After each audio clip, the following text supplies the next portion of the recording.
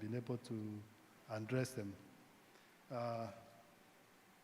Today we invited you for a training workshop on open access and digital archiving, which will run all the way to around lunchtime. And later on, we'll have a small presentation on the NRF National Research Repository. So at this point, I want to welcome our CEO to give some opening remarks. And I request that we do a small session and then we break for tea around 11, if you don't mind. We'll do the introductory part, then we can break for tea, then come back. I will now invite my CEO, Professor Dickson Adara, to give the opening remarks as we start off this training workshop. Prof, welcome.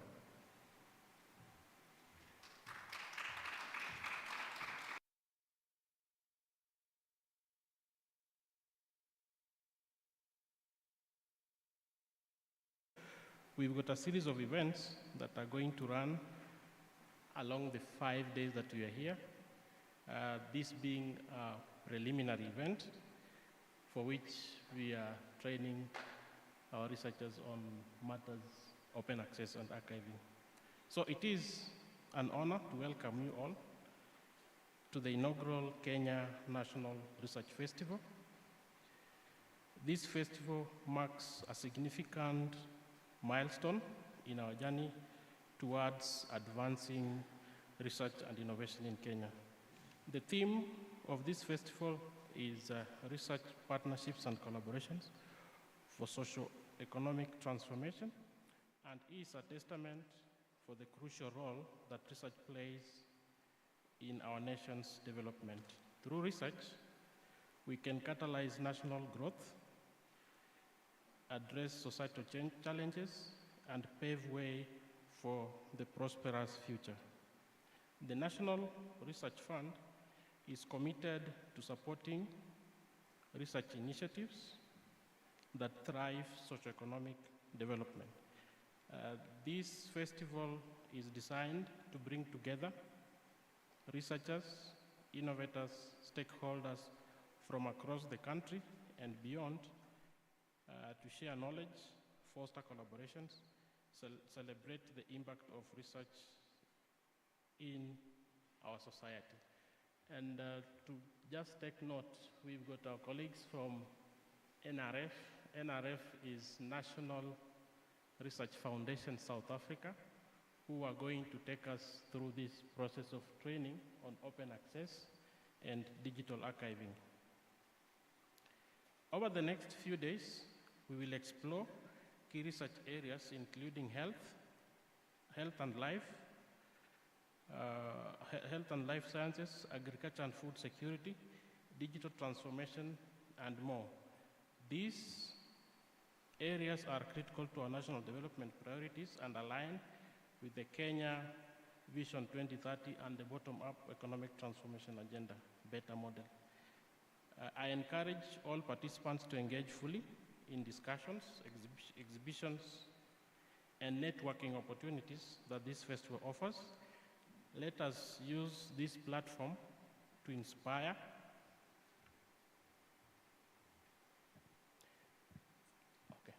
Let us use this platform to inspire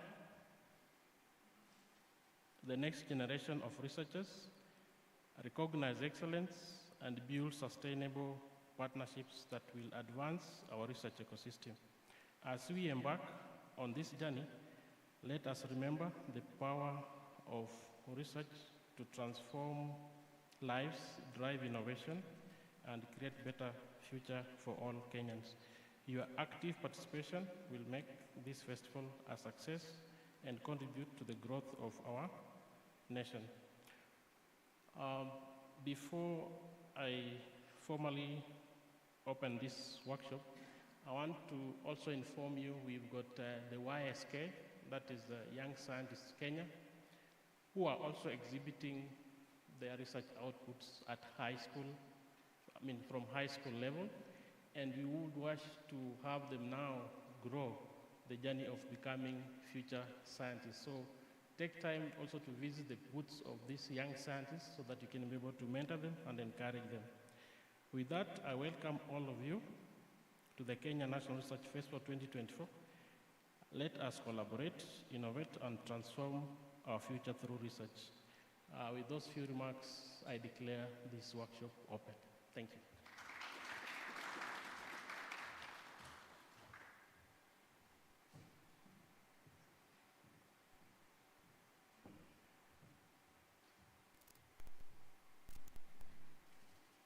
Thank you, Prof, for those opening remarks.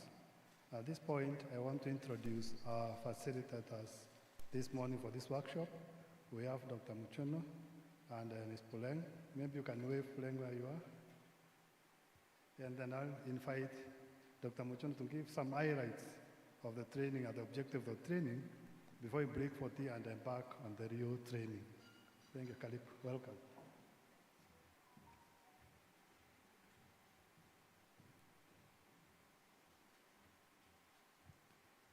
Thanks, Jacob. Morning, everyone. And it's easier for me to say this. Thank you to the CEO of NRF, because it's the same thing that we will say at home. Yeah. So today, I'm Nokuthula Mchunu. You can call me Nox in short. So I'm going to take you through a training or workshop, or more of a discussion on open access and digital archiving. So just to set the scene for this is, why do we want to do this training? I always find it a bit hard for me short people, because I tend to hide behind the podium. So imagine this, and most of you here are researchers or involved in research in some capacity. So as we go through our research process, you do your research, you find great findings, and then after that, you will publish your work. Is that correct? Most of us publish our work in journals, or most of us publish our work in journals. Then once you publish your work, your work belongs to the publisher or the journal, right? Thereafter, let's assume somebody here in Kenya wants access to that information. What will happen is that they will probably not have access unless their institution is paying for that access. But if we really think about it, that country or that researcher already has paid for the journal before it was published.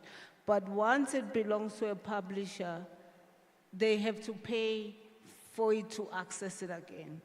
So the reason why we then conduct this workshop on repositories and digital archiving within the continent is to try and preserve and disseminate and share information on open repositories on work that is done in the continent, so that it is freely available to everyone. So we will use what we call Africa Archive as accessible to the stakeholders. So the most important thing that I hope that you will take away from this workshop is to make sure that you understand that the repositories or the archives are there for your work. We are not saying that you should not publish in journals. You could publish your work there, but by depositing your work or uploading your work in repositories, you are making sure that people who are not financially able to pay for a journal can access your work. Your work will still be ascribed to you. Your work will be disseminated at a much, much wider range, and will be always safeguarded in their repositories, unlike if that journal changes a name or it totally shut down and your work is lost.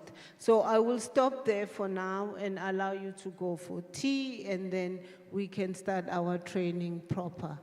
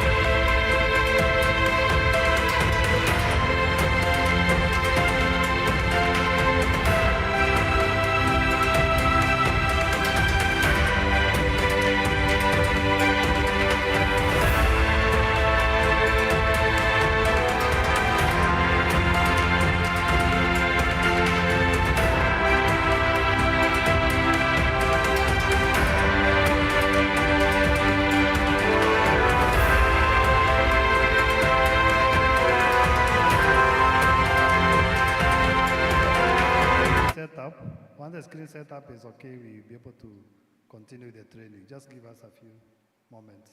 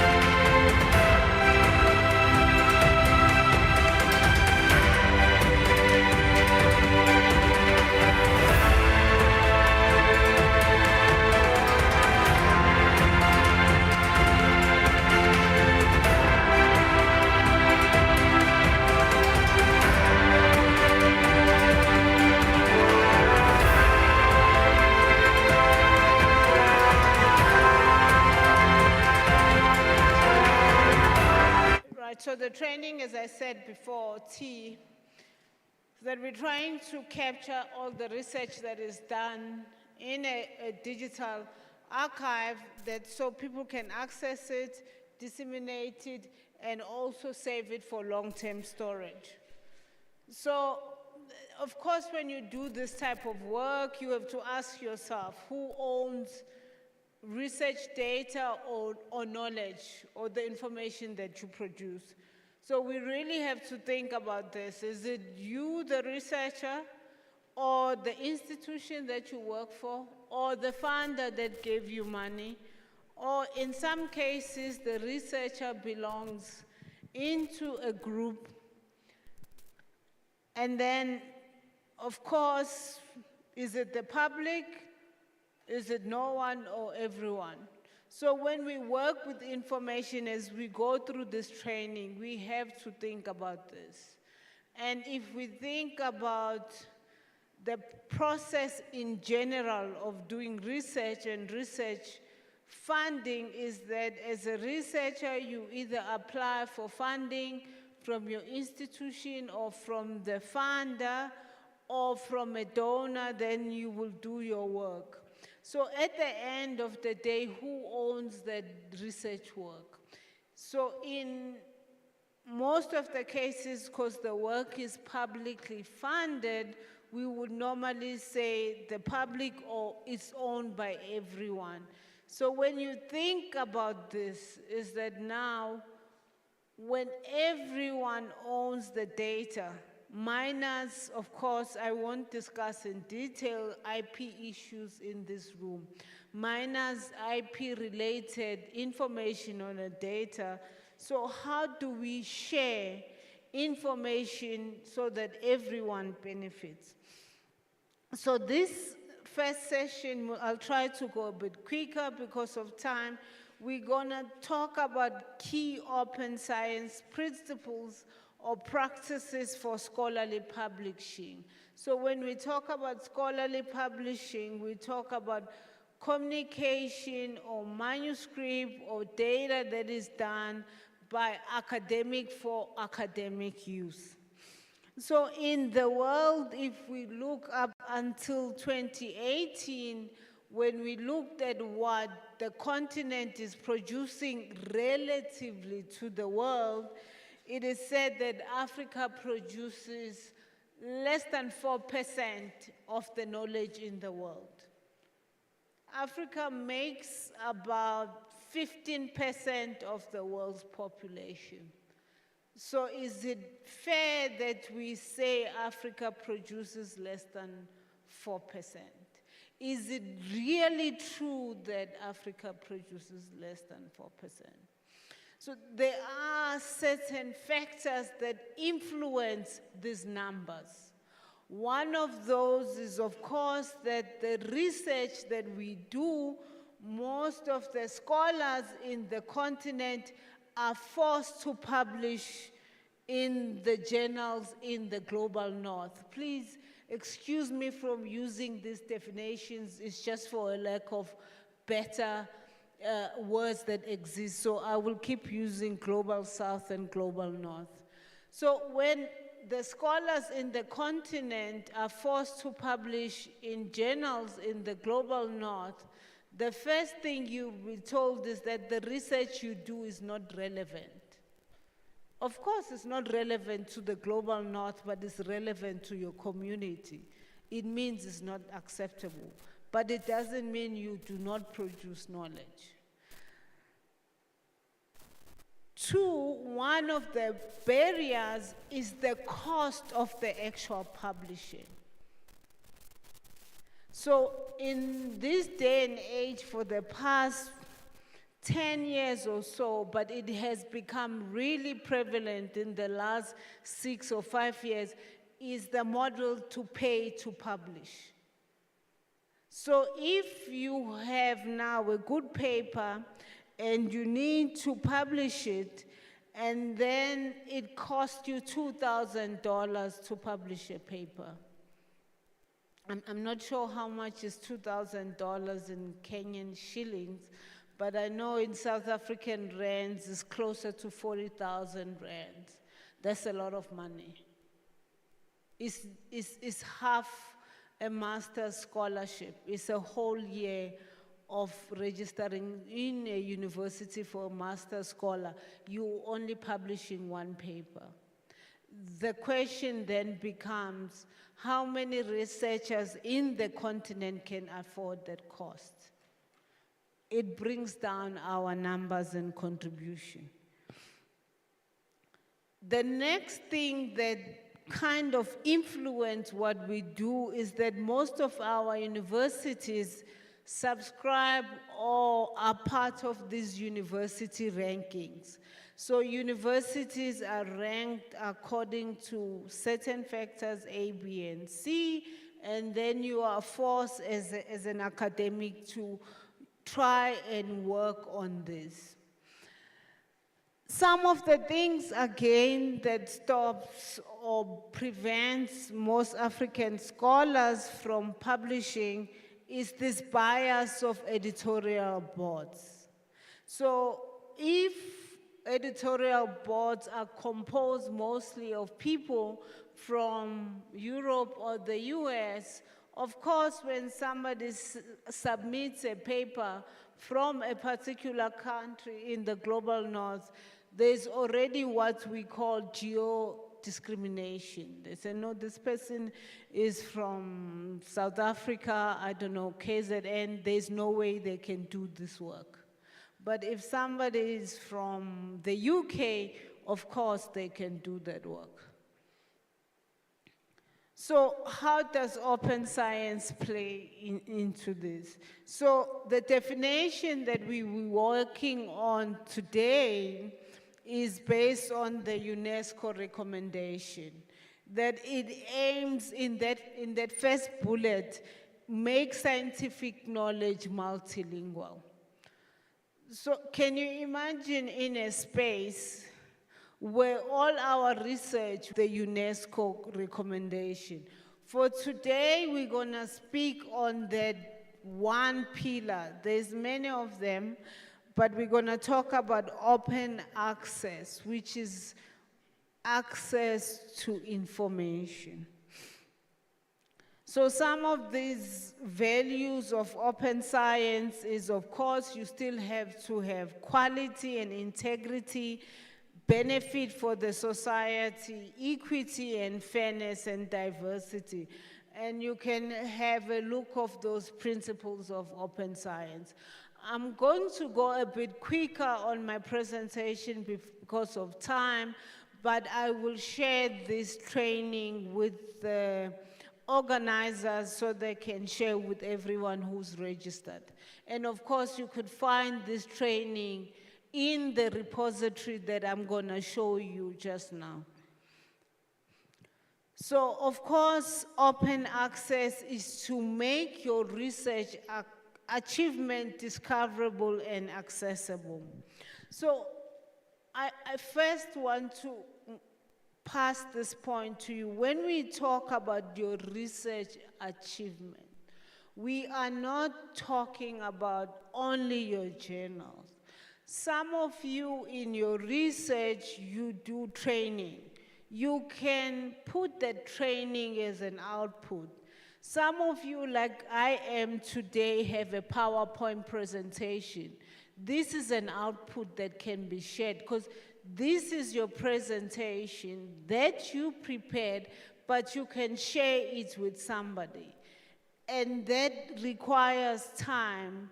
And this should be attributed to researchers. A photo is a research output. A video is a research output. A drawing is a research output. How currently the system is. So the repository that I'm going to show you takes every type of a knowledge item that you produce. It can be deposited. So how do we make these items accessible? So the most important thing about making an item, not an article, I'm not using that word, an item. It could be a photo, it could be a video, it could be a journal article. It could be notes for students, it could be teaching material, is to make them fair. We use this term, it must be fair. What do we mean when we say fair? It must be findable. So if I'm here today, my colleague Puleng is taking a photo. That photo in my phone is useless because it is not findable by anyone. So how do you make it findable? Is to put it in a added metadata on the photo. When I talk about metadata, I talk about things like the photo was taken at the NRF Kenya event for training.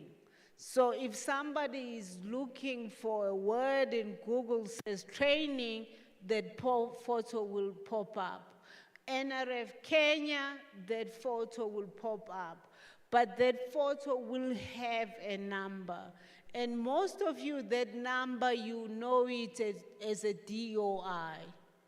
So a DOI is a form of a persistent identifier. An OKID number is a form of a persistent identifier.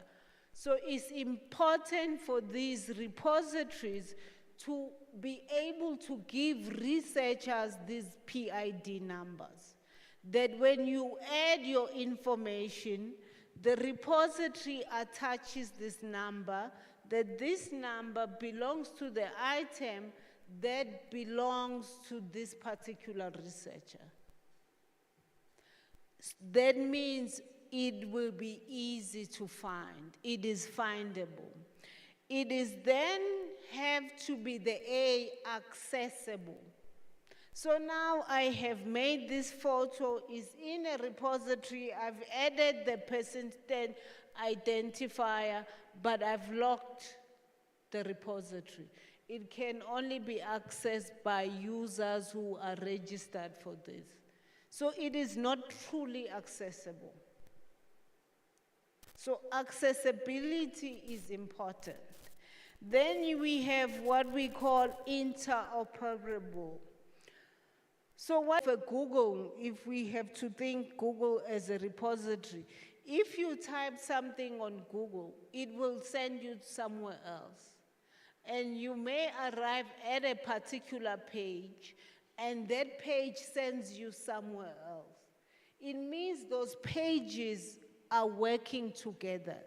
They can operate together. So we want repositories to be able to operate together. So if I have a repository in South Africa, a repository in Kenya, somebody in South Africa who wants information on that repository should be able to access it. They must be able to operate. And then the R is reusable.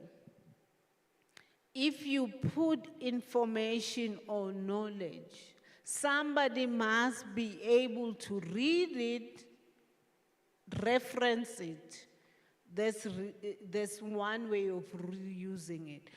Or they can be able to take that information, add their information, and arrive at a different conclusion. It must be reusable. You can't put information that nobody can read, nobody can reanalyze, because it's not useful. So it must be reusable. Reusability of information, especially data in the continent, I find it critical and important. With limited resources, being able to reuse data is important. So can you imagine, for example, I want to know what temperature it was in the month of August in Nairobi. So somebody plots the data every day. And then they write a paper and say, in August, the week of the 19th to the 23rd, it was cold. But they don't put the actual degrees on there. They just say it was cold. Then somebody comes next year and say, I want to check what is the change of temperature from August last year to this year. They go and find the paper. Yes, it was cold, but there's no data. Then they will say, what do we need to do? They may want to say they need to buy data, but they cannot reuse that end information. Instead, if the original researcher had put the exact degrees, maybe it's 23 degrees today, and it's easier to plot and reuse the data. So it is important to use FAIR principle when you deposit or share your information.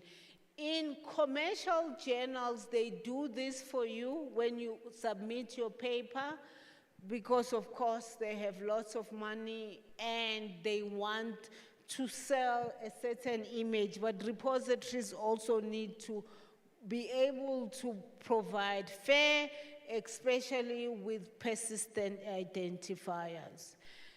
There are other principles that have also come through in these recent years, is what we call CARE principles.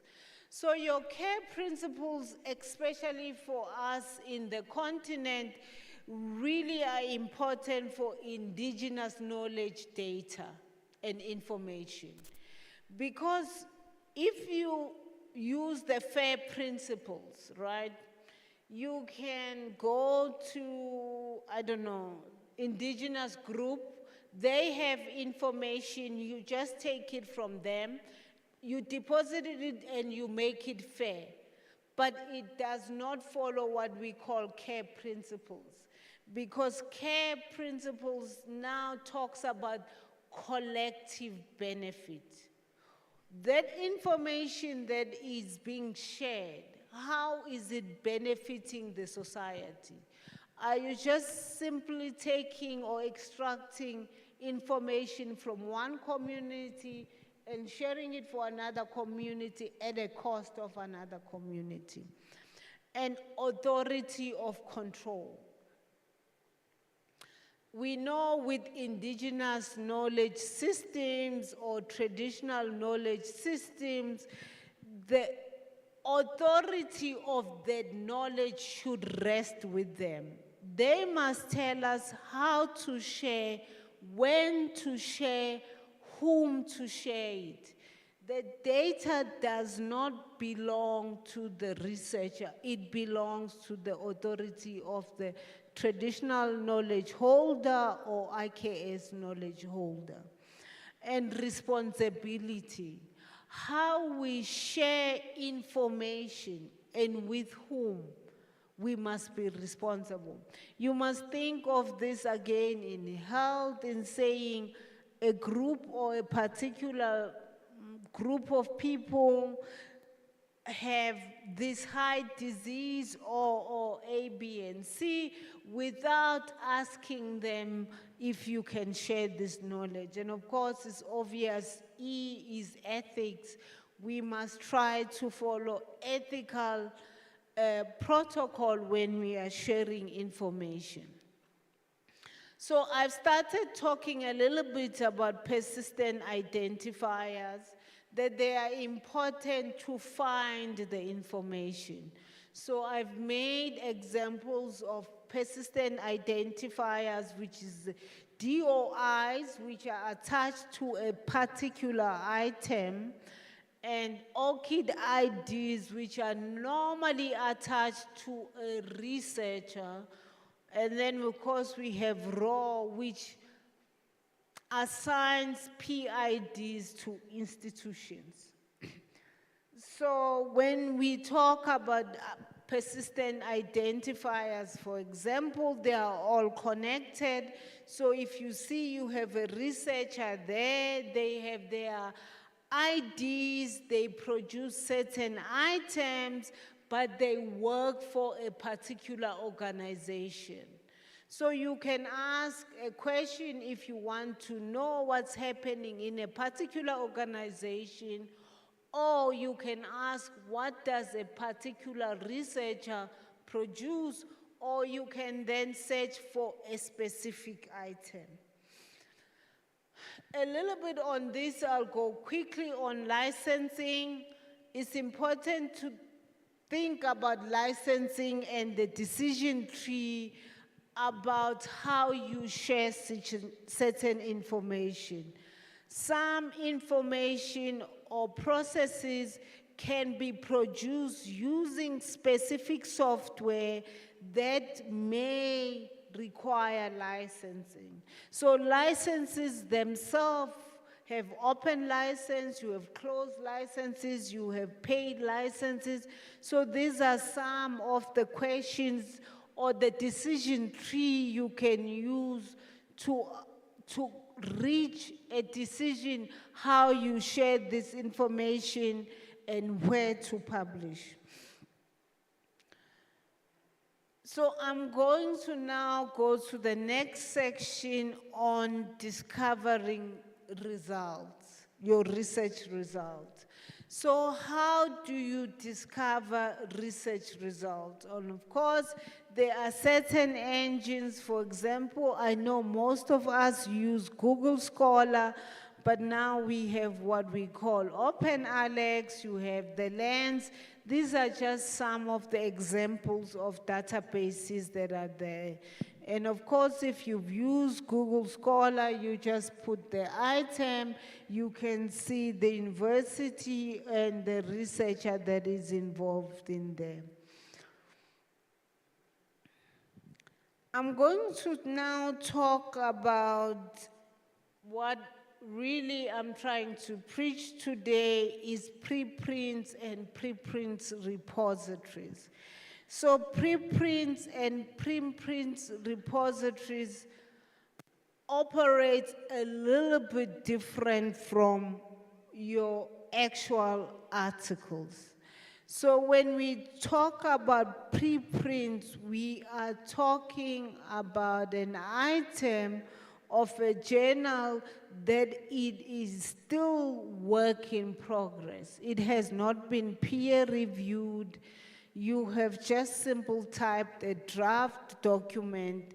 You can deposit it in a repository as a preprint, or you can deposit in a, I will now start using the word archive instead of repository. Then in general, the manuscript that is accepted by a journal, it is post-print.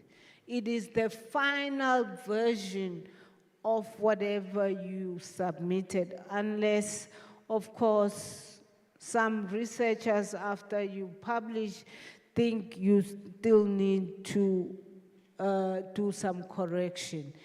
And usually this translates into what we call a version of record. It is an end that will not change. So I will go back again just to explain this about preprints. You have a scientist or a researcher that produces information, they prepare a manuscript, they submit in a journal, it goes to the editor, it is reviewed by someone you don't know, then it is accepted, then you can publish. So when we talk about preprints, we talk about this process. So now you have a scientist, they prepare a manuscript, they then submit to a journal, but at a parallel process, they submit to a preprint server. It could be a repository and an archive. Then, of course, from there on, that manuscript or draft, it is now fully open. People can read it, although it's not been accepted in a journal. While that process of journal peer review takes place. As you know, some of the journal peer review systems can take a year or more. So imagine during COVID, if you had this situation in research where people were only publishing information only once it's peer reviewed.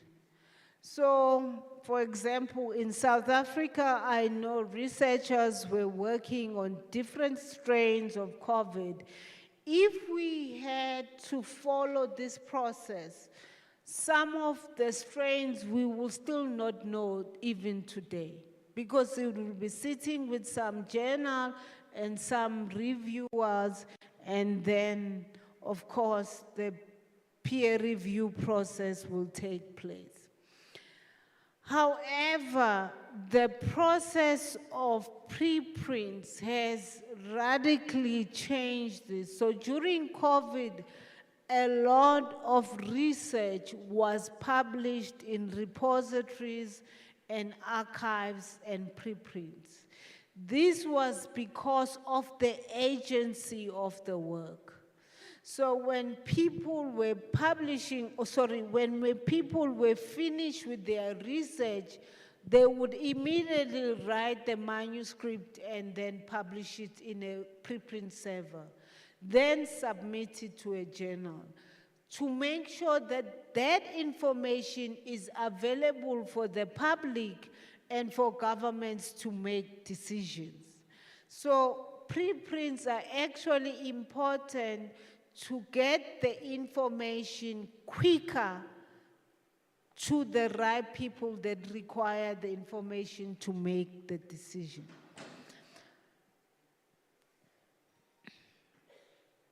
I think we are having some technical issues again.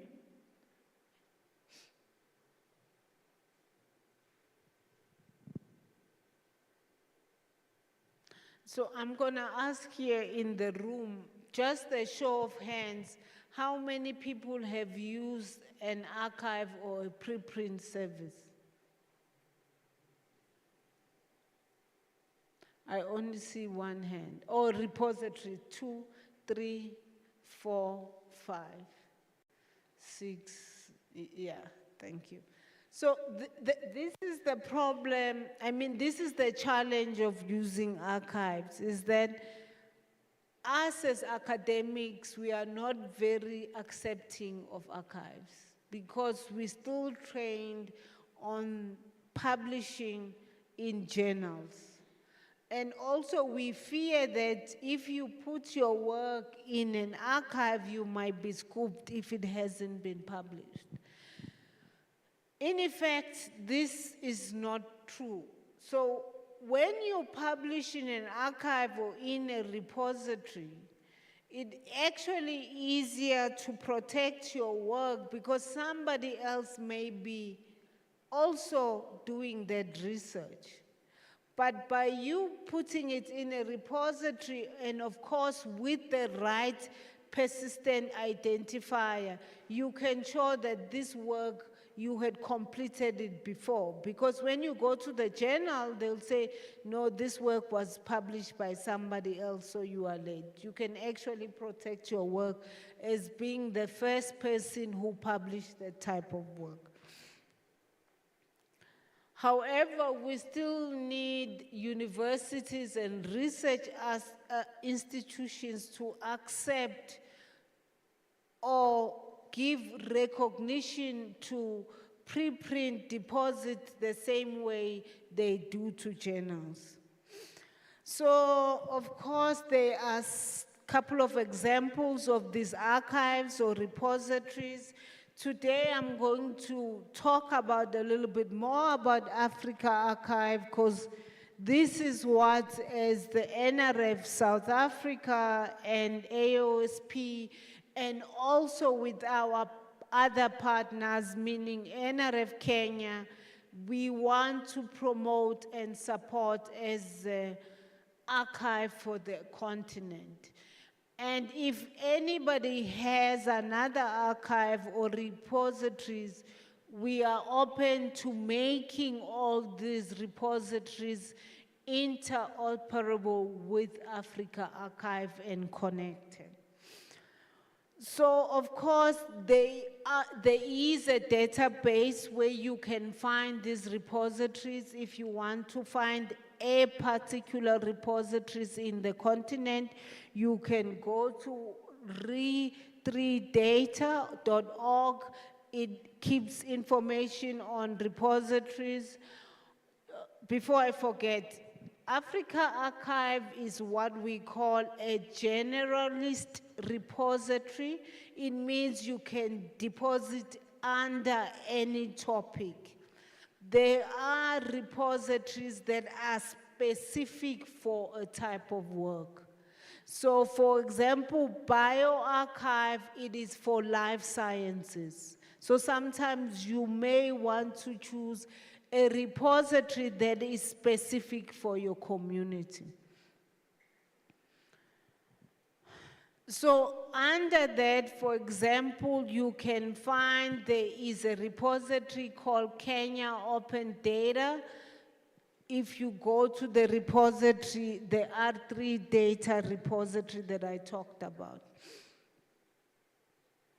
So what is Africa Archive? So Africa Archive is a generalist repository that has been around for about 5 years. But in the last 2 years or so, as the African Open Science Platform, we have tried to adopt this repository, working with our other partners to support it so that it can be used in the continent. And currently, we are also trying to build an AI model for language underneath Africa Archive. This is because we believe that researchers can deposit in the language of their choice, and we hope the archive can translate for other people based on the language that you choose. 2, we think this language model or module is important because if you want certain information and somebody speaks French and that particular information is in English, if the repository can quickly do an abstract translation, it will not be accurate, that I might admit, but it will be probably more accurate than if that person was translating it themselves. So for example, I speak isiZulu, that's my home language. Imagine if somebody deposits information in Portuguese. I have no knowledge of Portuguese.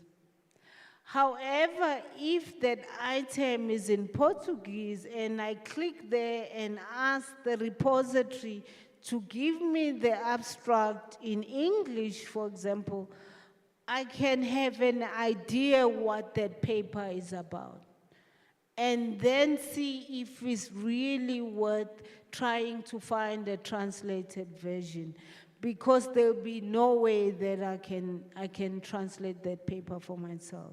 So yes, we acknowledge that the AI language module is not accurate, but it is useful for researchers to know if the information they're interacting with is useful to them. So we're trying to solve some of these barriers in the continent, which is language, which is underrepresentation of the research in the continent, the digital low visibility of scholarly output, and of course, restricted research funding. So in the archive, I won't do a demo. As you see in the program, I was going to ask you to try and go in your computers. For now, I'm just going to go through it myself. So you can submit research items. The research items can be moderated or peer reviewed. However, when you get the information, it will have an information to say this item has been peer reviewed or moderated or not, but it will still be available. Then in that archive, we assign DOIs. You can link your ORCID ID to the repository. If you already have an ORCID ID, you can just add it so that all the stuff that you deposit in this repository or Africa archive, it is easier to find. We are also working with Crossref, Web of Science, so that it can be indexed and that information can feed back to your profile. So, of course, we advocate and accept the use of African languages for research publication. So if you want to deposit your information in or your research in the language of your choice, you are more than welcome. We also, if you have time, we run webinars together with Ubuntu Net Alliance, where we publish or we talk about different topics under open science. So we've done different sessions with them where we talked about how we facilitate open science across the continent. So what types of research items you can deposit? So we'll just go through the system for now. So if you go on the landing page, that is the address of the repository. So if you type that address, it's africaarchive.ubuntu.net.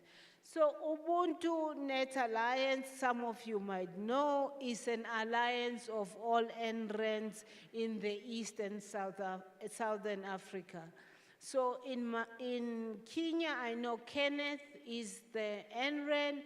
They are part of Ubuntu Alliance. So it means that you guys sitting here are part of Ubuntu Net Alliance. So the reason why we ask Ubuntu to host the archive is to make sure that it is open for everybody. So it has moved from being standalone by being hosted by a network for education and research in the continent. So you can either register using your email if you want to deposit information. If you want to get information, you don't need to register. So there'll be a registration process, the usual. You add your ORCID ID, and then you will come to the next page.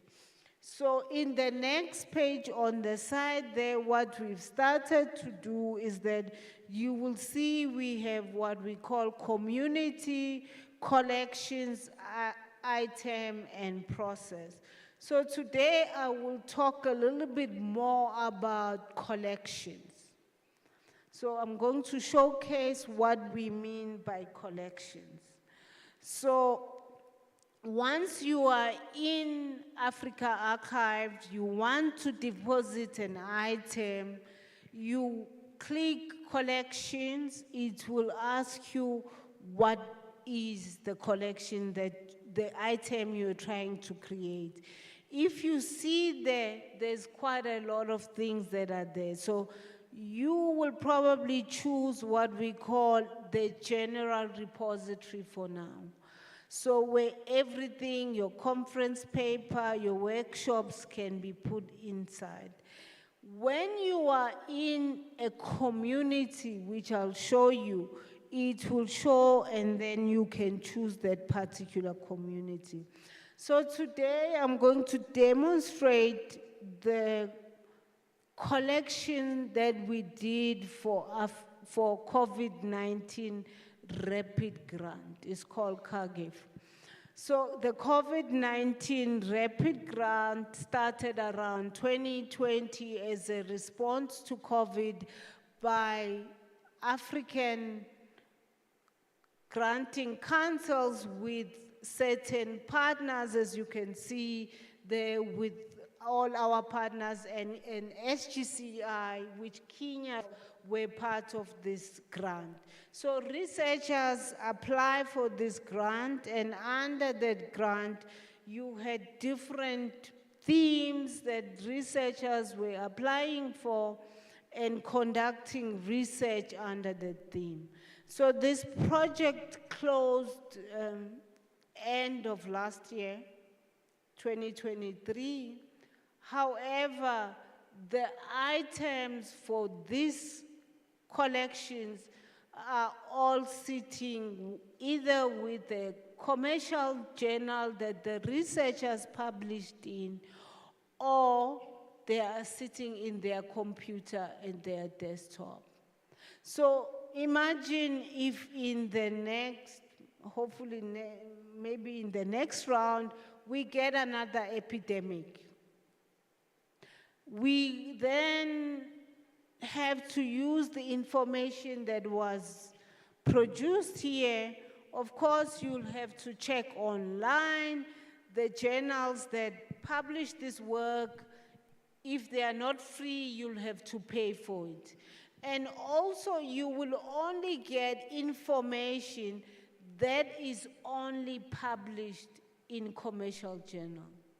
Whatever training material, whatever presentation, whatever posters that were made, you will never get this information. So as the National Research Foundation of South Africa, together with the African Open Science, which I also work in, we have now started to think about how do we collect all the information on all the research programs that we do that are then deposited in the archive. So the COVID Rapid Grant is the first of this, where we then created a community. So when you look under those heading in the COVID Rapid Grant Fund, so if you go inside Africa Archive now and you type CAGIF, that will come out.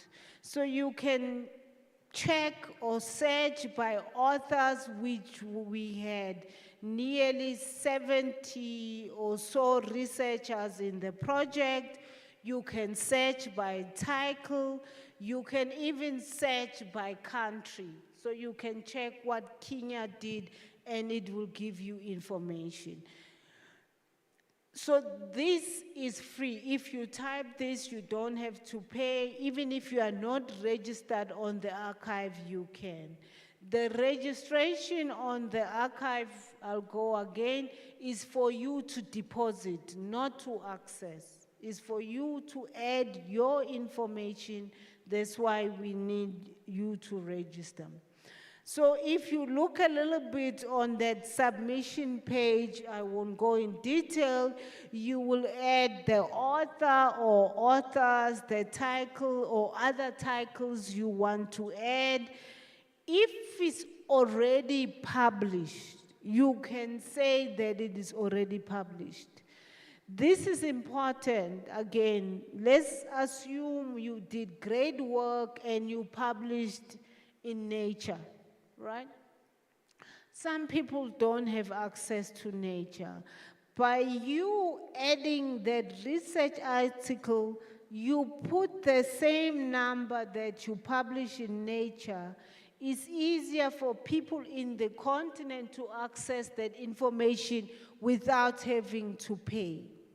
And you, as the author, you have the right to repost that journal. You can also publish your unedited manuscript that was accepted, so that people again can have access to information. So I will scroll a bit faster on this. These are just on the things that you just need to add when you are adding an item. You will then paste your abstract. Again, I'm going to come back. That language module I show you, depending on what language you choose, when somebody has deposited their abstract, that abstract will be automatically translated. Then you can put whichever sponsors or funders that fund your research so that it's captured. This is all what we call metadata. Then, of course, you will, at the end, you can save if you still need to think about it, or you can just press deposit.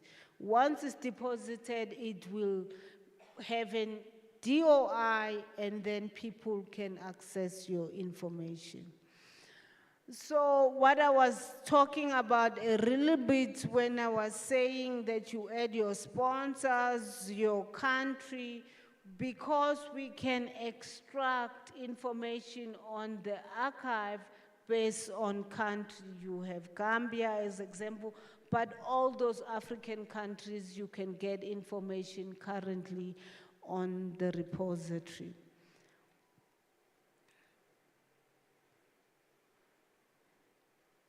So I am going to I'm going to stop here for the presentation, is that in the tables that you are sitting in, you don't need to move. I'm sure there is somebody who has a nice research article in their computer. Who has a nice research article in their computer?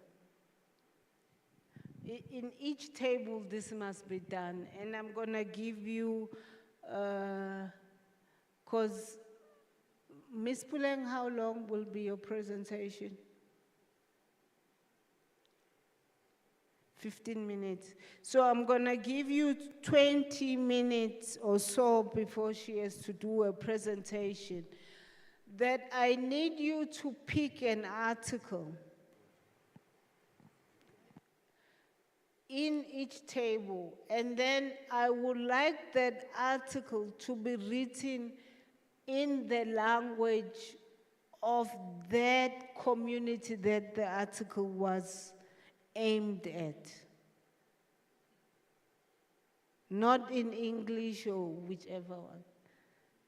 However, the nice thing about this, that article you're going to write in the language is for a newspaper. It's not for a journal. Because for this part, I try to make us understand that the research we do is not for the researchers. We don't do research for researchers. We do research for the community. I have a mother who's 78, right? I have published more than 30 articles when I lived another life. She has no idea, she has never seen one of them. But imagine if I had written just one in one pager in isiZulu. Just one, in a one pager that is understandable to her. She would have known what you do. So we do research for the community, but we don't write for the community. We write for our peers, our other researchers, so they can see what we do. But when you wrote to NRF Kenya or NRF South Africa, you said, oh no, I'm going to solve this problem in this community. So can we, in the table, so those are your group, pick one article. It cannot be more than one page. Translate it into a language of your choice. English is not allowed. In the language of your choice, in one page and is for a newspaper article. So I think at 1 o'clock, lunch is at 1 o'clock, Ms. Pulen. Lunch is at 1 o'clock, 1:15, yeah. So at 1 o'clock, I will go around the table to check the title of the newspaper article that's gonna come out. And then Ms. Puleng, after that, will do her presentation. Then you can go to lunch. I'm leaving this email to you because at the end of today, I want all those newspaper articles in my email because I'm gonna give it to NRF Kenya to be published. That's the email you will send your newspaper article, but you'll only get to lunch when I see the draft of the newspaper article. So no one will leave the room without the draft of the working paper. I will leave that there. I will let you talk among yourself, and I will do a walkabout around 5 to 1.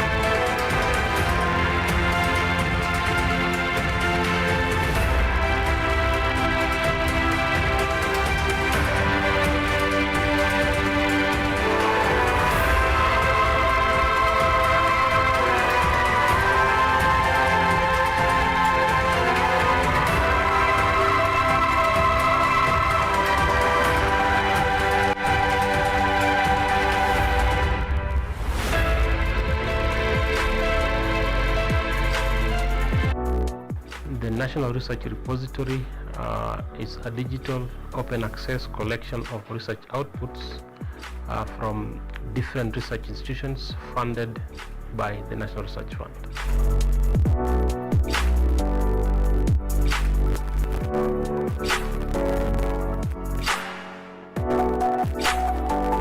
It will benefit both researchers and institutions, whereby the researchers, they'll expose the research outputs to the outside world, and most of all to the government and the marketplace, where we can be able to move the ideas, the research outputs to the market. We started the project by first of all doing desktop standards and mapping the institutions that possess the thematic areas that we had focused on, which is land, water and energy. We identified that institutions, and thereafter we developed data collection tools for data analysis. And once we already developed the repository of the infrastructure, we engaged stakeholders in September 2023.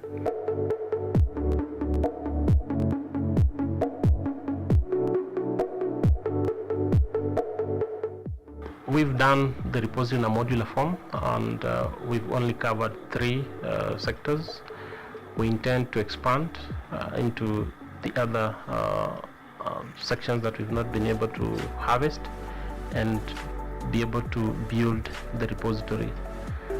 The other plans that we have is to set aside funds that will be able to be used for harvesting data and ensuring that it is kept current. At the British Council, we are incredibly proud of our partnership with the National Research Fund, specifically through the support that we've been able to extend to help them get off the ground the National Research Repository. Fundamentally, we believe that knowledge plays a central role in addressing socio-economic challenges.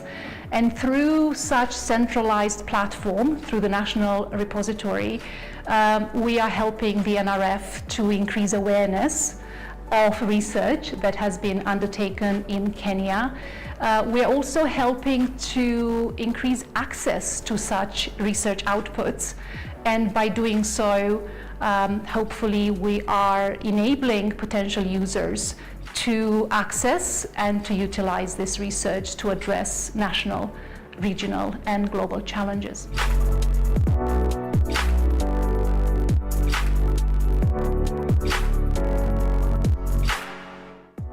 Some of the key milestones that we have achieved during the development of the repository are that we've been able to create communities in the areas of land, water, and energy, and we already have data in that. And we have also been able to develop the open access policy.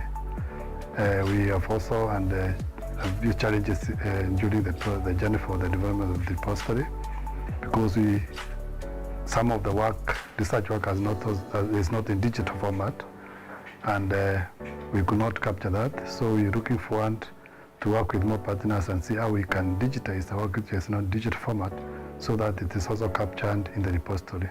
The benefits of National Research Repository to researchers will, one, increase their visibility on what they've worked on, and secondly, it's going to increase their rating as researchers in terms of research index. To the policymakers, the repository will provide an opportunity to generate information-led policy decisions. It is our strong belief that the launch of Kenya's National Research Repository will make a direct contribution to knowledge dissemination and access, will facilitate the sharing of research findings, of data, and of methodologies, which will allow researchers, policymakers, but also businesses and the general public to access and benefit from the latest insights and advancements in research in Kenya.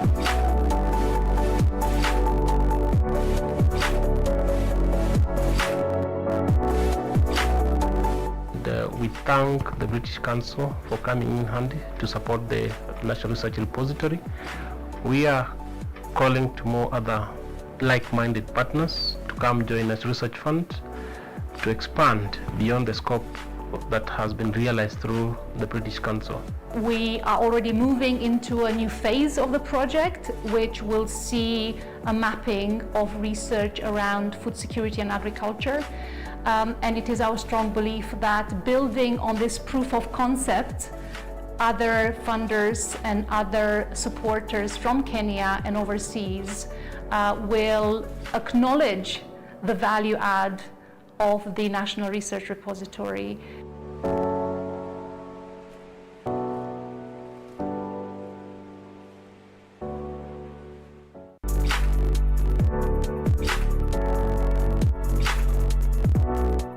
The National Research Repository is a digital open access collection of research outputs from different research institutions funded by the National Research Fund.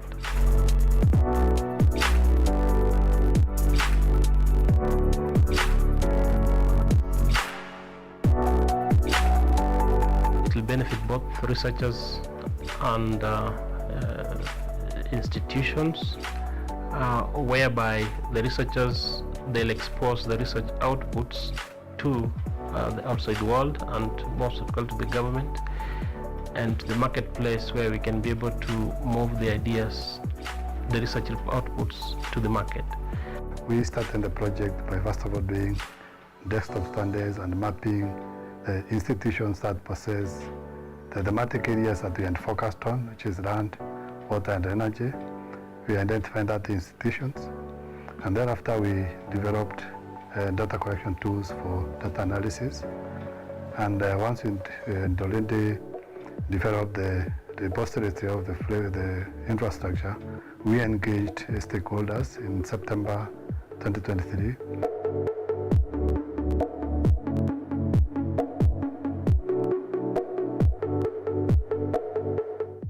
We've done the repository in a modular form, and we've only covered 3 sectors. We intend to expand into the other sections that we've not been able to harvest and be able to build the repository. The other plans that we have is to set aside funds that will be able to be used for harvesting data and ensuring that it is kept current. At the British Council, we are incredibly proud of our partnership with the National Research Fund, specifically through the support that we've been able to extend to help them get off the ground the National Research Repository. Fundamentally, we believe that knowledge plays a central role in addressing socio-economic challenges. And through such centralized platform, through the National Repository, we are helping the NRF to increase awareness of research that has been undertaken in Kenya.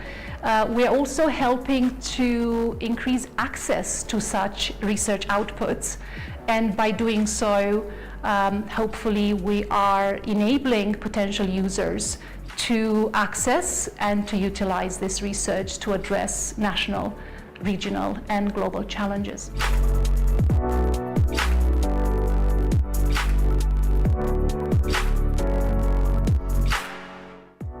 Some of the key milestones that we have achieved during the development of the repository are that we've been able to create communities in the areas of land, water and energy, and we already have data in that. And we have also been able to develop the open access policy. We have also a few challenges during the journey for the development of the repository, because some of the research work is not in digital format, and we could not capture that. So we're looking forward to work with more partners and see how we can digitize the work which is not digital format, so that it is also captured in the repository. The benefits of National Research Repository to researchers will, one, increase their visibility on what they've worked on, and secondly, it's going to increase their rating as researchers in terms of research index. To the policymakers, the repository will provide an opportunity to generate information-led policy decisions. It is our strong belief that the launch of Kenya's National Research Repository will make a direct contribution to knowledge dissemination and access, will facilitate the sharing of research findings, of data, and of methodologies, which will allow researchers, policymakers, but also businesses and the general public to access and benefit from the latest insights and advancements in research in Kenya.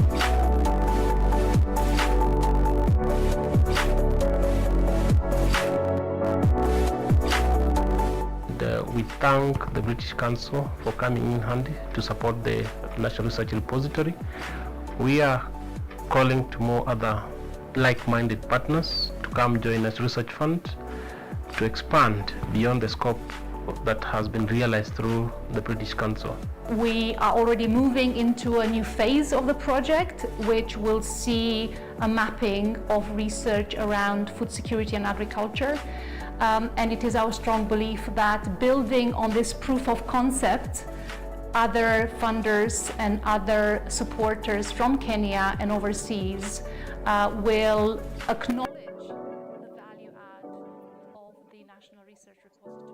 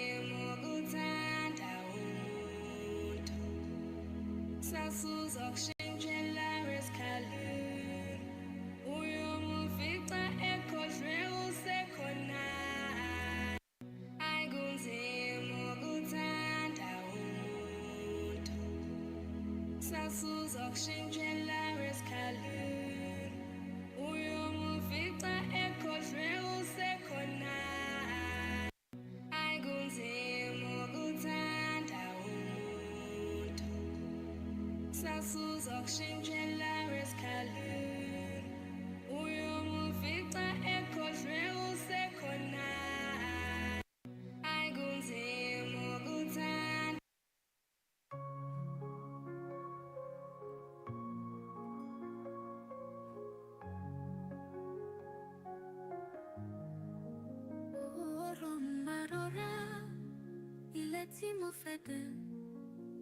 Ese wà fún mi láti rí ọ̀nà mi ọmọlúwàbí mi ó ní láti máa bọ̀ ó máa sún lọ síwájú kó tó ṣẹ́ni bọ́.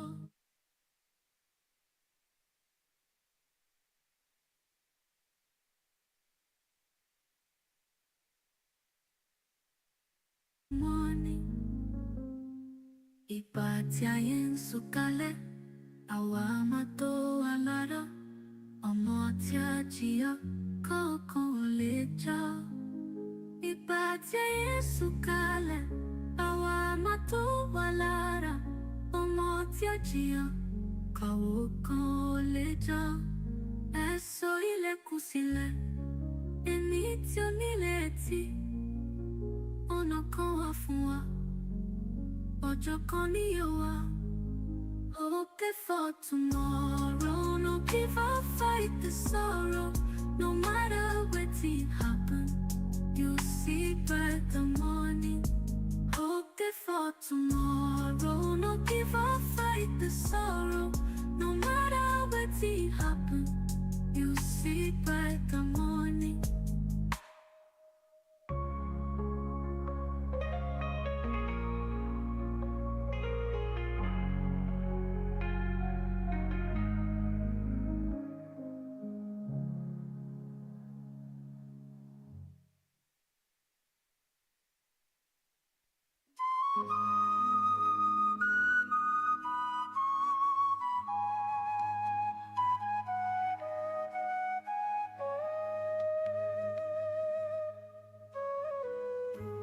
The plains at dawn, voices sing along, drums beat loud and strong, heart of Africa. Warriors take their stand, protecting sacred land, from the sand to the grand lands of Africa. Ancestors of the brave, hear the call arise. From the earth we save, spirit never dies. River whispers tales, mountains wear the veil. Through the storm and hail, guardians of the skies.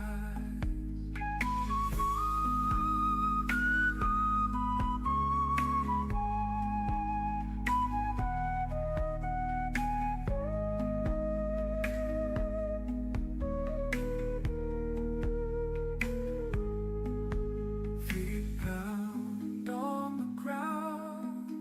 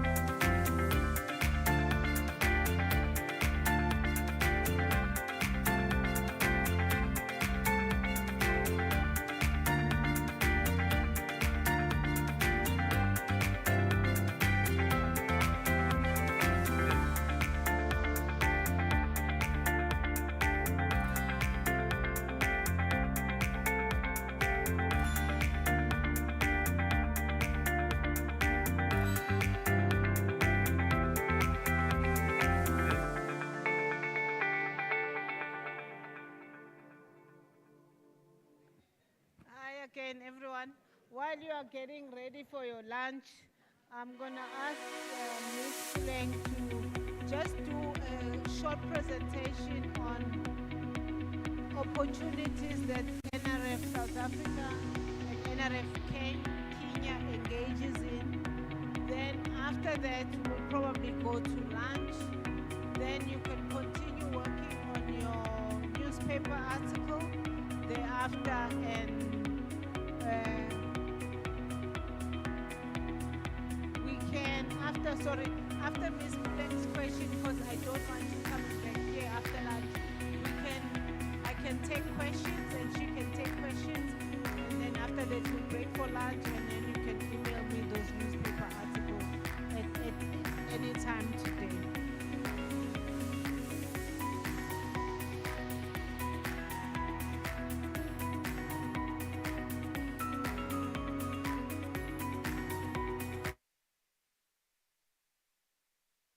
Yeah, it's fine.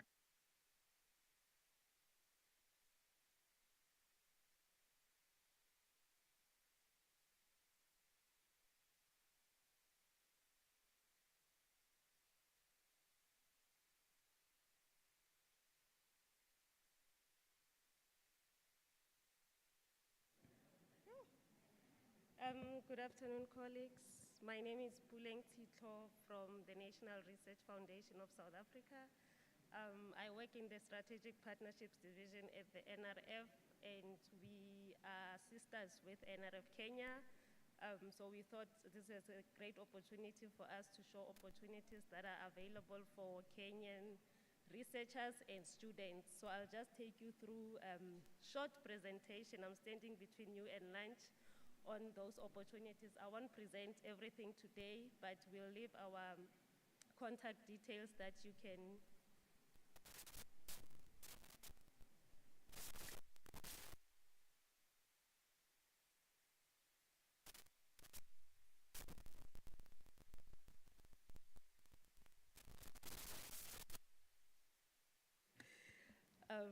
yes, so we will leave our contact details. Then if there's anything or any information you require, you can inquire through us.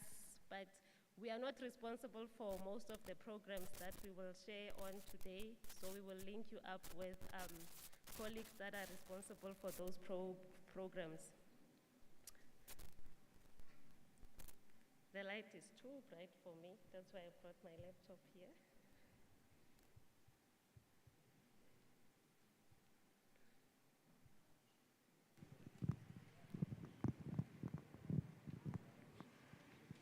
So the NRF, the National Research Foundation South Africa, is a public entity like NRF Kenya, and the mandate of the NRF as of the Amendment Bill of 2018 is to contribute to national development through funding, human capacity development, the provision of necessary research infrastructure, in order to facilitate the creation of knowledge, innovation, and development in all fields of science, humanities, social sciences, and IKS. Developing, supporting, and maintaining national research facilities, supporting and promoting public awareness of and engagement with science, and promoting the development and maintenance of national systems and support of government priorities. The NRF mandate is embedded in the following areas: advancing knowledge through support for research, provision of research infrastructure platforms, provision of research equipment, transforming lives through postgraduate support, and emerging researcher support.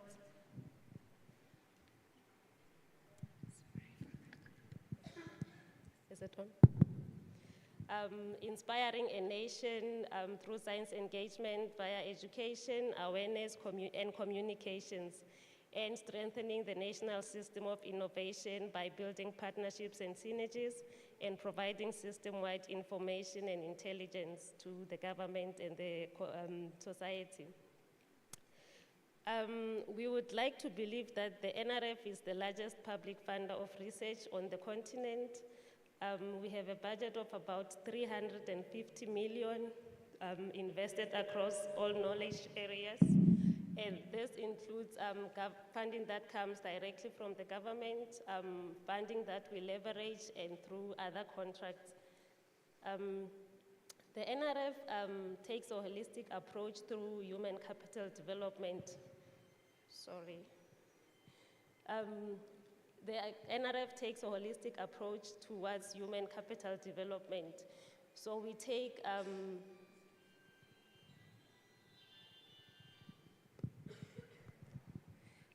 I hope you can hear me well. We take students as soon as they graduate. Okay, we start with them through our science engagement division. We start with them as they are young, try and interest them with science and technology studies, and then they go to varsity, and when they get there, as soon as they finish their undergraduate degree, the NRF comes in now, and we support them through student support. We take them, as they become next generation researchers, we take them through the pipeline. They become emerging researchers, established researchers, and strategic investments. And there are programs throughout that are dedicated to 4 of these groups. I'll show you some examples that may be relevant for Kenyan researchers and students. And we are embedded in the global knowledge and institutional networks, because we believe that's how we can put the South African system and how we can leverage globally.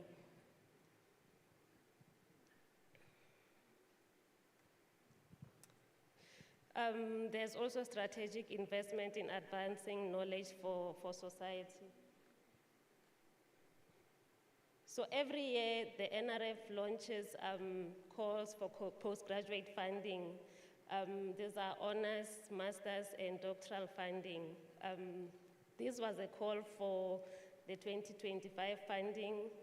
It's mostly for South African students that are based in South Africa, well, South African and permanent residents of South Africa. But there's a percentage that is dedicated to students from the region, but you have to be placed in South Africa. You have to register at the South African institution, where your supervisors have collaborations with South African researchers. It can be a joint supervision, but you have to be based at a South African institution. Unfortunately, the master's and doctoral funding calls have already closed, but the honors funding, so these are just 2 examples. If you go to the NRF website, there may be more opportunities. So the ones that are currently open, it's the honors call. Yeah, both honors calls are open. But I encourage you to go to the NRF website, and then you will find more information there. So the emerging researchers and established researchers program, most of them are for researchers that are employed by South African institutions. So unfortunately for those ones, you will not be eligible to apply unless you get a job at one of the South African higher education institution or science granting councils. The NRF only supports public funding higher education institutions, so we don't fund private institutions. So this program is one of the examples of the strategic investments that was open a few years ago. You may have seen, some of you may have applied for this program. It's the OR Tambo Africa Research Chairs Initiative. I think it was launched around 2021, 2022, somewhere there. And from this call, 10 research chairs were awarded in the sub-Saharan Africa region. Unfortunately, Kenya was not successful in this program, but it's just an example of strategic initiatives that we have at the NRF working with other partners in the continent.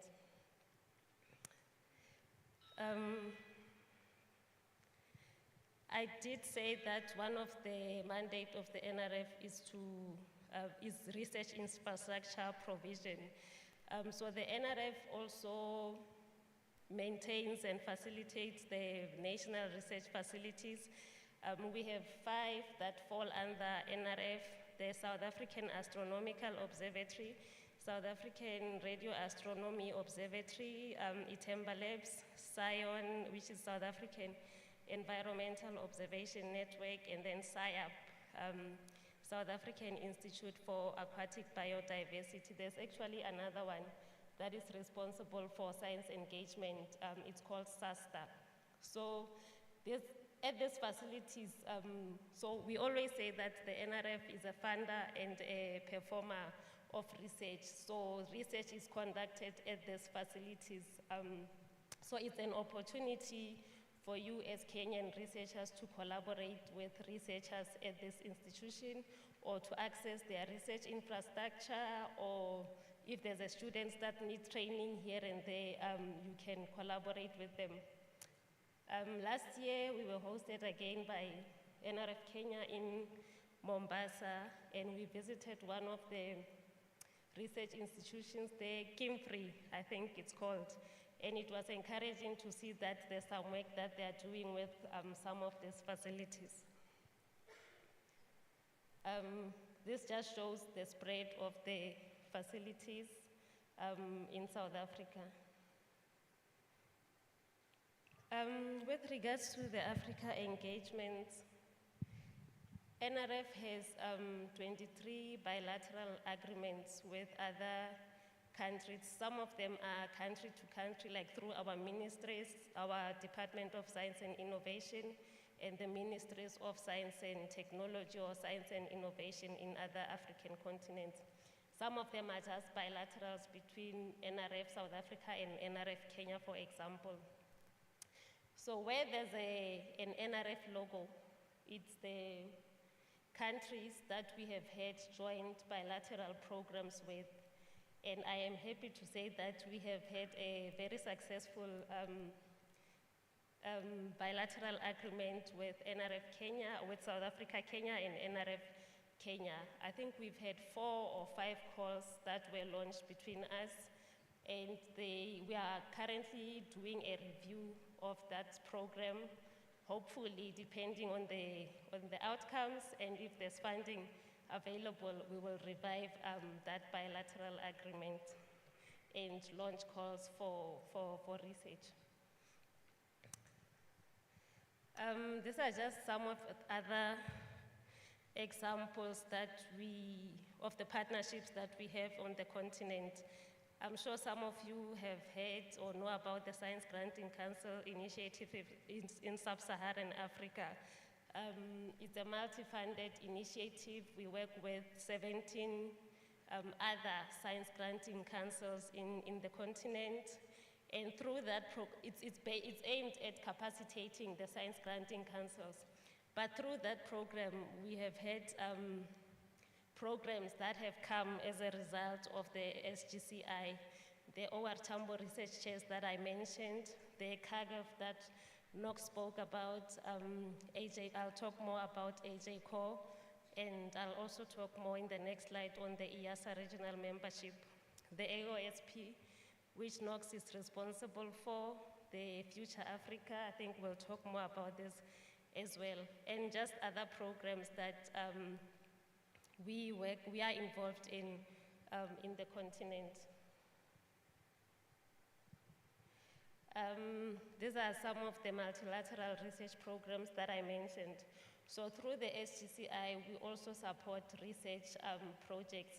Unfortunately on this one, because NRF is a funder of the SGCI, we are not supposed to benefit from this one. So we support research between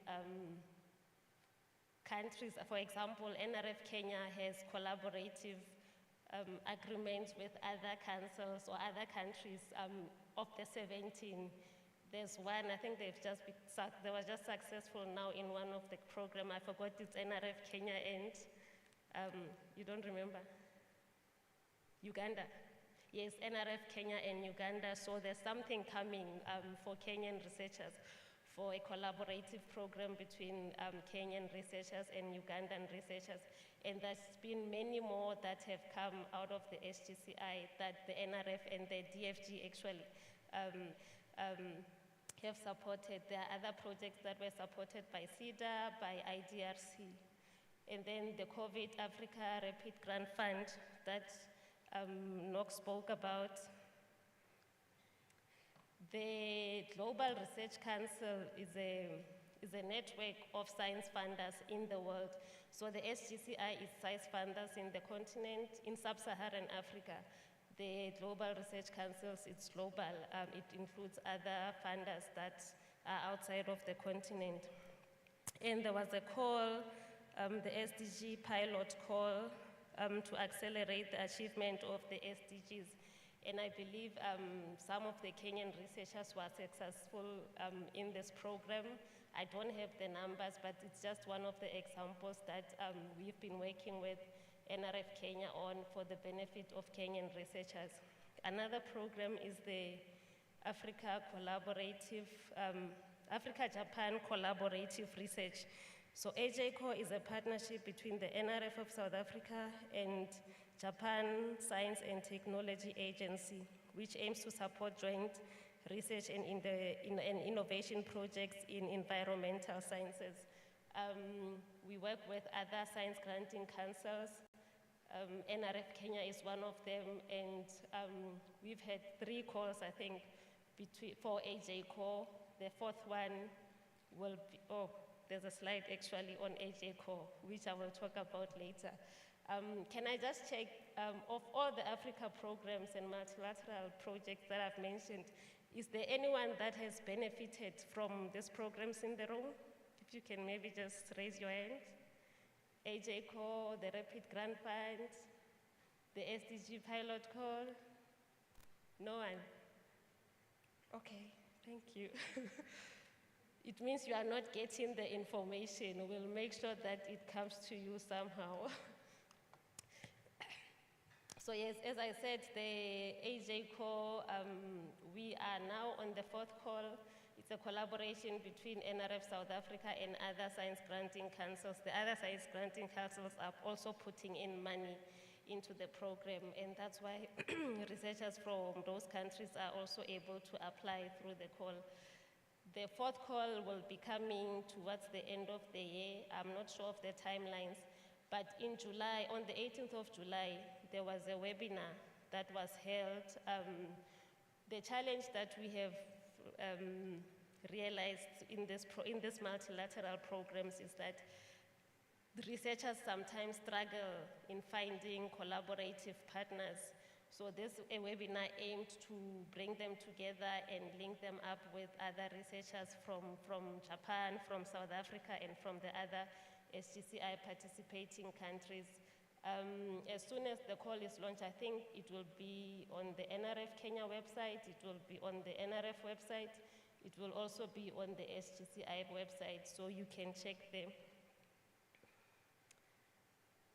These are just some of the networks that we are involved with between South Africa and NRF Kenya. The Global Research Councils, which I have mentioned, the ISC, I'm sure we all know the International Science Councils, and the committees that fall under the International Council, Future Earth, and the Africa Open Science Platform. So the other network I mentioned was the International Institute for Applied Systems Analysis. In response to the need for increased holistic approaches to address complex regional challenges, the NRF applied. So before 2022, the NRF had been a member of EASA. I think we were the only, it was us and Egypt that were members of EASA for a very long time. So when the SGCI was established and we started working with other science granting councils, we applied for a regional membership to include the other 17 councils, so that it's not just South Africa that is a member of EASA. So in 2022, a resolution was established to establish SAMO, which is the Sub-Saharan Africa Regional Membership Organization of EASA, and is the only regional member that EASA has. All the other members are national members like we used to be before 2022. So what this means, okay, I'll get to those slides. So EASA is an international research institute EASA is an international research institute that applies system analysis to identify integrated solutions and policy insights to current, emerging, and global sustainability challenges, threats, and opportunities. The aim is to build a sustainable future and to help our research translate into policy. They also offer a lot of capacity training, development on systems analysis.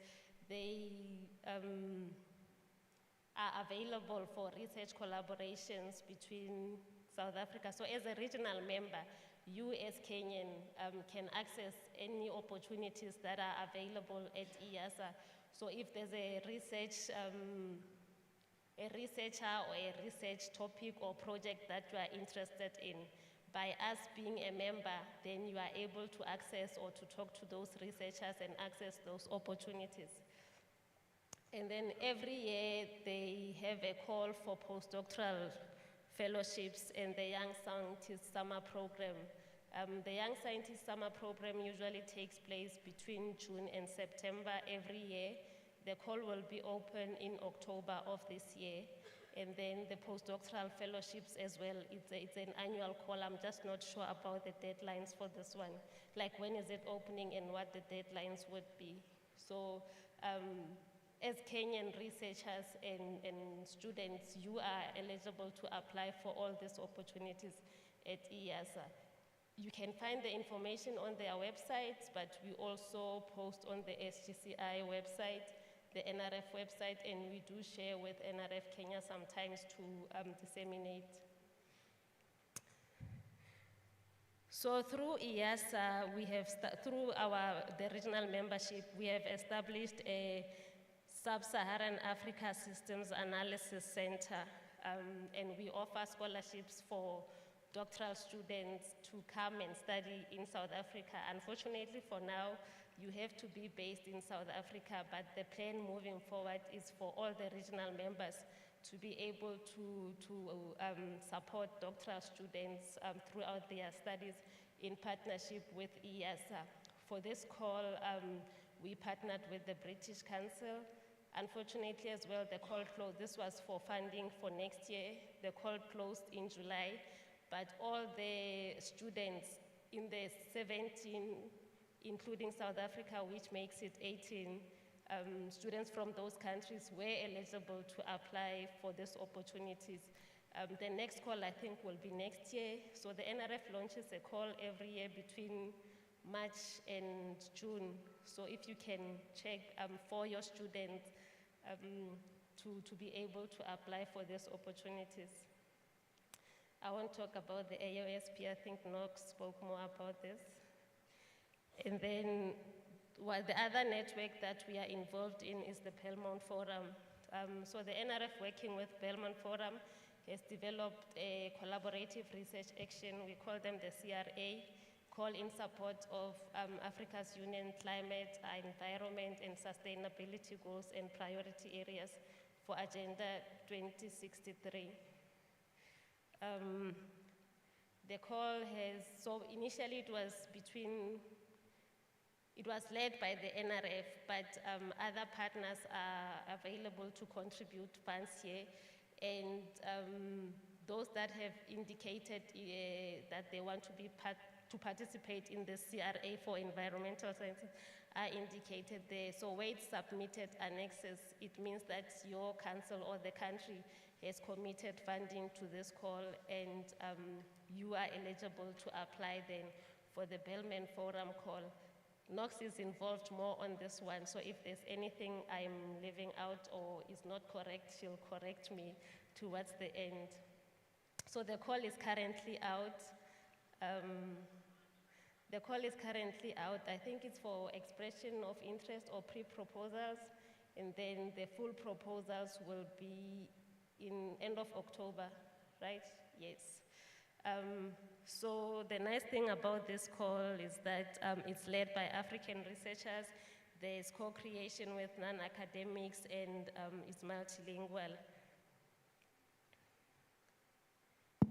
And then the other opportunity that is there is through the Future Earth. The NRF hosts the Future Earth Global Secretariat Hub for Africa. We coordinate and link the various sustainability initiatives across the continental regions. We create communities of practice that bring African scientists together in an African sustainability ecosystem. We facilitate strong working connections with society and government. We enable engagements, and we support young scientist initiatives. There was a call earlier this year for regional nodes, and they were announced in May. Annually, the NRF or Future Earth hosts the SRI conference, and then before that, there's a conference in all the regions. So for the Africa region, it was held in May, I think, and the nodes were announced there. And for the East African region, I think Kenya, University of, I'll remember the name, but it's based here, the regional node for East Africa. So it's also an opportunity for you to network and engage through it. I just thought I should share also opportunities that are coming or already, the calls are already out there. Knox didn't mention that she's hosting a big conference in December in Cape Town, South Africa. The call for abstract is closed, but if you are interested in the topic or the research there, then you are invited to attend. I'm not sure if the call for registration is open, but keep checking on the NRF website and the AOSP website for more information. And there's a call for the 5th Big Data Africa School that will also be hosted in Cape Town by NRF, one of the facilities of the NRF Sarao. The call is open to Kenyan researchers and students to participate. The deadline is next week, the 31st of August. As I mentioned, the Young Scientist Summer Program for IASA, the call will be opening in October of this year for 2025, and it will take place between June and September of 2025. And then the AJ Core Collaborative Research, the AJ Core call that will be launched shortly this year, it's the 4th call. And then the Africa-UK Physics Partnership Program, which is an intra-Africa research, mobility, and networking. It will be open also to the 17 countries of the SGCI. I'm not sure yet about the timelines for this ones, but we have a contact from NRF Kenya, so as soon as the call is out, we will share the information and then they will disseminate for you. Another program that will be coming soon is a multilateral call between the NRF, NWO of Netherlands and some of the SGCI countries that have committed funding to this one. It's the long-term Europe-Africa WEF Nexus Research Program, and the focus is on water, energy, and food. Yes, I think that is all that I wanted to share. If you need any information, you are welcome to contact us, but I encourage you to keep checking the NRF website, the AOSP website, the SGCI website as well. We don't have business cards, so I encourage you to take a picture of our details. And then, yes, you can reach out at any time. But also just check with NRF Kenya. Whatever that we do, we are doing it in partnership with them, and they are aware of most of these opportunities. Thank you very much.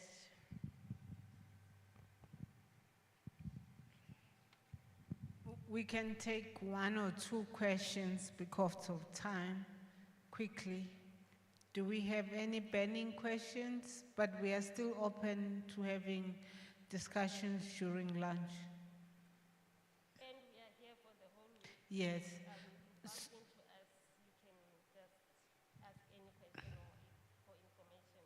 Yeah, so before I let you go to lunch, NRF Kenya has just wanted to, since we are talking about repositories, just to flight quickly on their launch of the national repository that we will currently discussing. I don't see the person who's supposed to.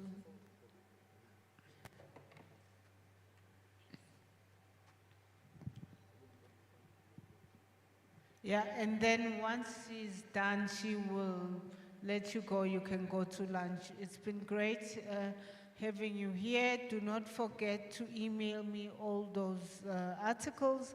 And if you have any questions, as Puleng said, I'm here the whole week. We can continue having this discussion. Thank you. Good afternoon, everyone. First, I want to apologize for standing here. I know it's lunchtime, but I'll take the shortest time possible. My name is Jacqueline Muyalo from National Research Fund, and I'm just going to take you shortly on our repository, because during the training we were being told how we can hike up digitally our research output. So I just wanted to introduce our institution as National Research Fund. We are the national funding agency in Kenya. We established under the STI Act of 2013, and we became operational in 2015. And our core mandate is to allocate, to mobilize, allocate, and manage financial resources to facilitate research for the advancement of science, technology, and innovation. I'm just going to highlight just few key functions of NRF, where one, we are supposed to mobilize resources for national innovation, systems for the government, from the government, private sector, venture capital, and development partners and other sources. That's where we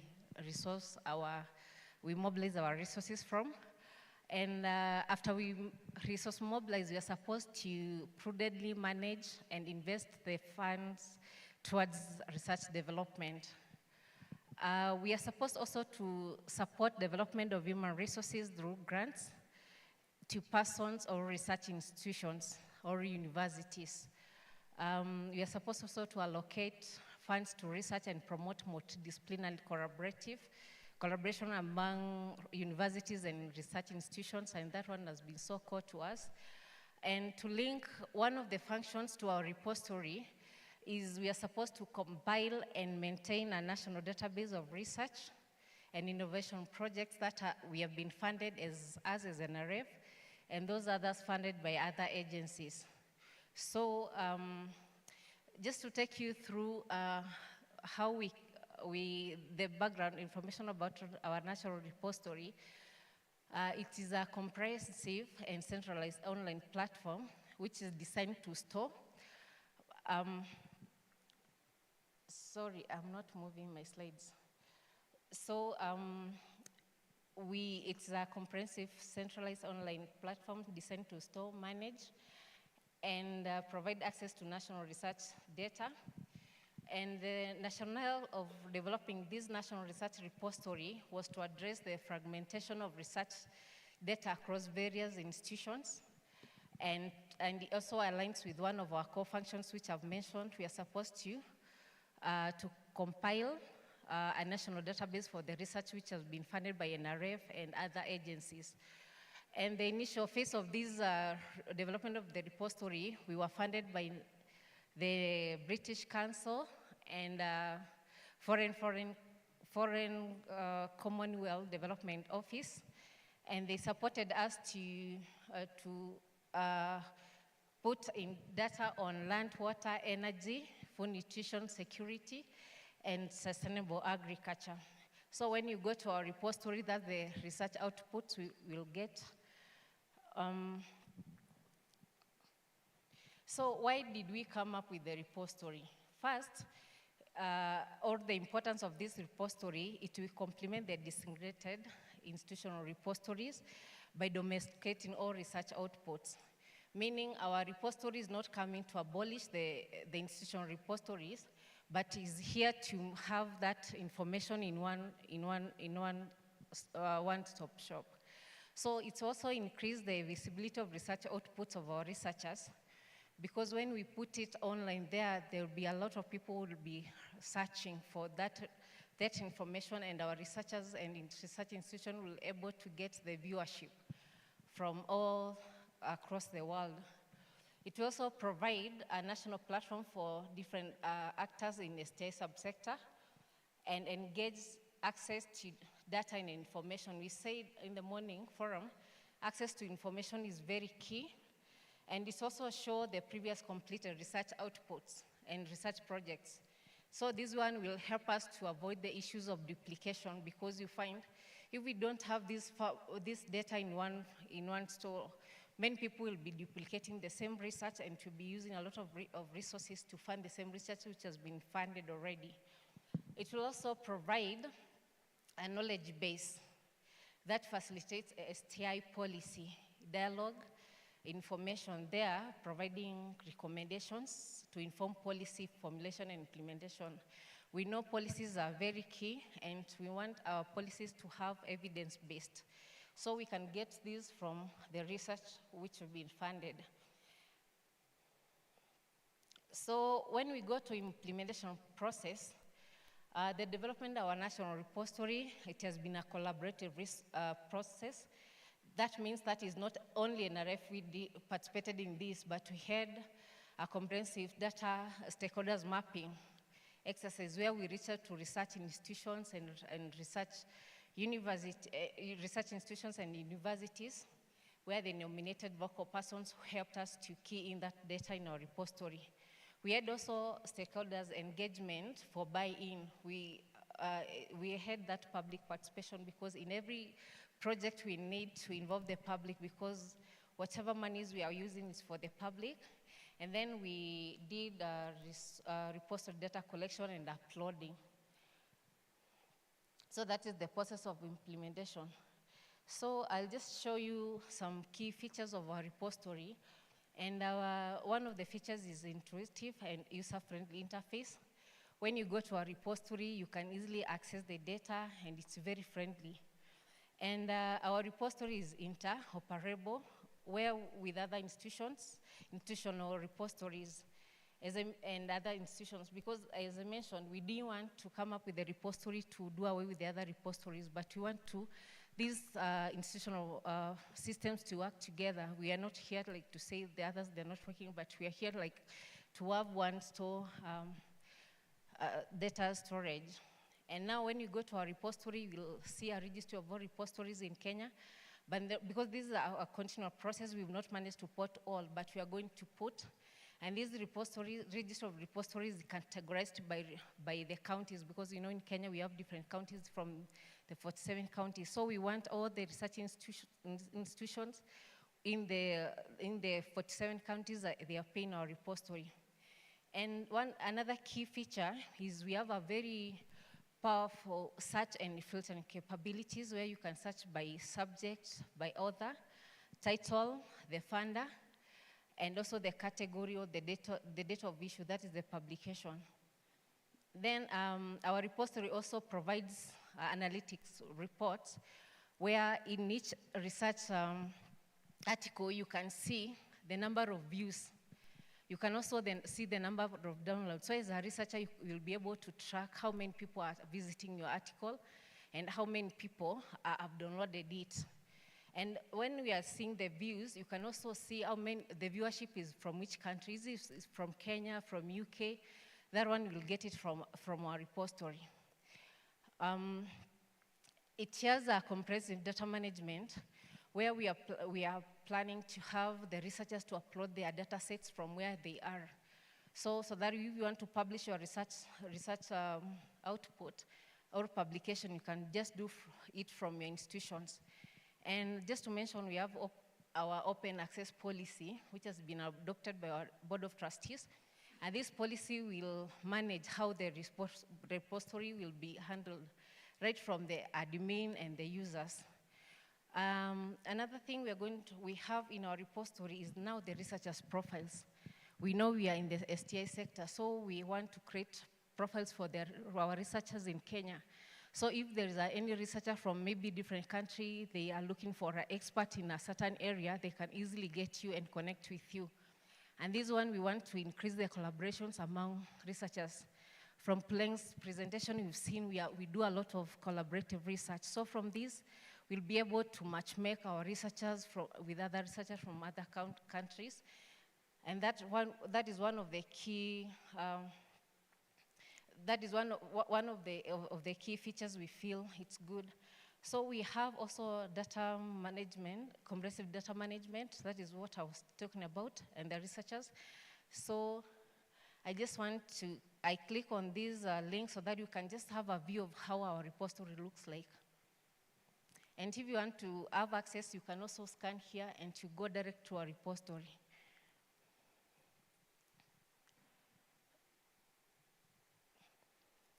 So I think it's still loading.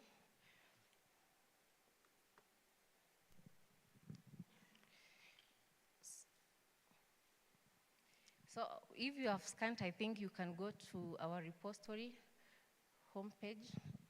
We give them a minute, they are loading.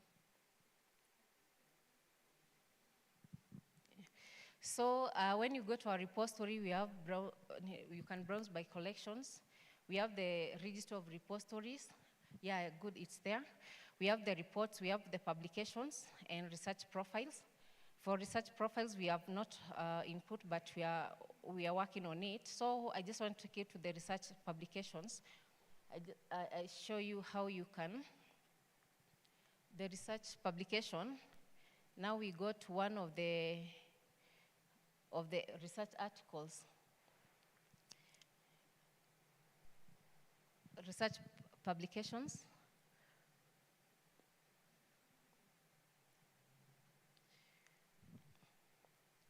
So when you click on that one of energy, you can just go to any research yes, there. You can go to, yes, just click on that one. So when you click on this research article, you will be able to see what I was saying about the number of views, total downloads. You'll be able to see, I think the network is so slow, that's why. So that is where our repository is. And the next slide, it's now our future plans for our repository.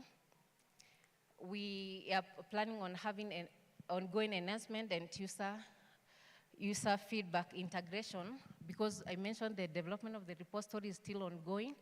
So we want to have this continuous improvement based on the feedback we are going to get from the researchers and the users.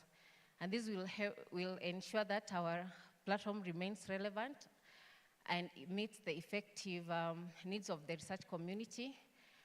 Second upgrade is to expansion and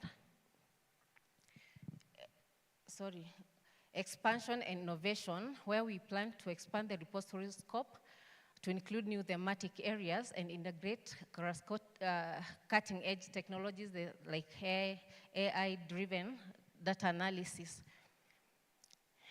Call to action.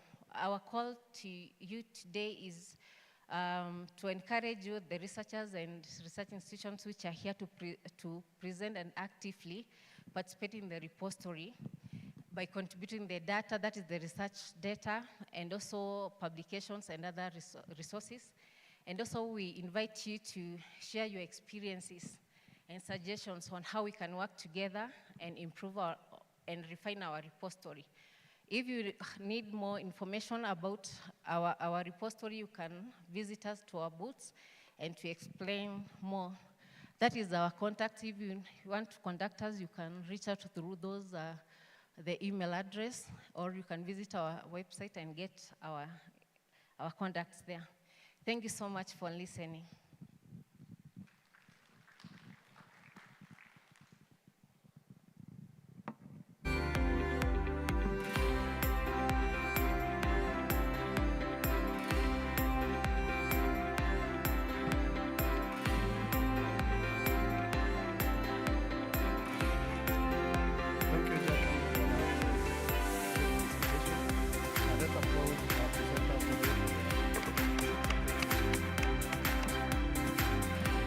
This time we are coming to the end of training workshop today and the awareness workshop, and we really appreciate you. We have seen the initiatives that we are making probably at the regional level in terms of what our colleagues from NRF South Africa have presented. You can see the initiatives that we are making also at the national level. And as Jacqueline has explained, the repository is work in progress. We would appreciate your feedback. We will have Jacqueline and colleagues sitting at the National Research Fund Pavilion outside here for more input, for more feedback, and any other query that you may be having. So for now, I just want to appreciate everyone for coming. I know we called you on short notice, but you can see the kind of response we have got. And let's clap for ourselves. Thank you, and I think we come to the end of the meeting, and we invite you for lunch. Lunch will be served in the first floor. Thank you.